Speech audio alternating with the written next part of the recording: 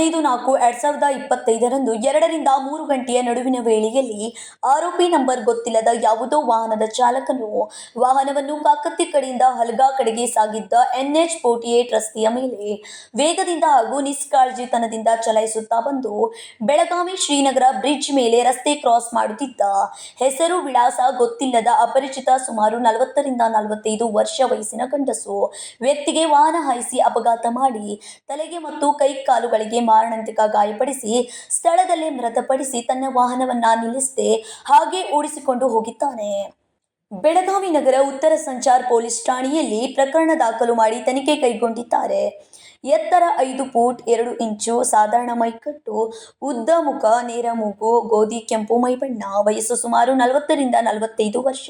ಬಲಗೈ ರೆಟ್ಟಿಯ ಮೇಲೆ ಡ್ರ್ಯಾಗನ್ ಚಿತ್ರ ಹಾಗೂ ಹನುಮಾನ್ ಚಿತ್ರದ ಟ್ಯಾಟೂ ಇದೆ. ಎಡಗೈ ಮೇಲೆ ಸಿಂಹ ಮುಖದ ಚಿತ್ರದ ಟ್ಯಾಟೂ ಇದೆ. ಮೈ ಮೇಲೆ ನೀಲಿ ಬಣ್ಣದ ಫುಲ್ ತೋಳಿನ ಟೀ ಶರ್ಟ್ ಮತ್ತು ಬೂದು ಬಣ್ಣದ ನಿಕ್ಕರ್ ಹಾಗೂ ಬೂದು ಬಣ್ಣದ ಪ್ಯಾಂಟ್ ಧರಿಸಿರುತ್ತಾನೆ. ಸದರಿ ಮೃತನ ಹೆಸರು ವಿಳಾಸ ತಿಳಿದು ಬಂದಿರೋದಿಲ್ಲ. ಸದರಿ ಅಪರಿಚಿತ ಮೃತನ ಶವವು ಈಗ ಬೆಳಗಾವಿ ಜಿಲ್ಲೆಯ ಜಿಲ್ಲಾಸ್ಪತ್ರೆಯ ಶವಾಗಾರದಲ್ಲಿದೆ. Bureau report, KMM Kannada news, Belagavi.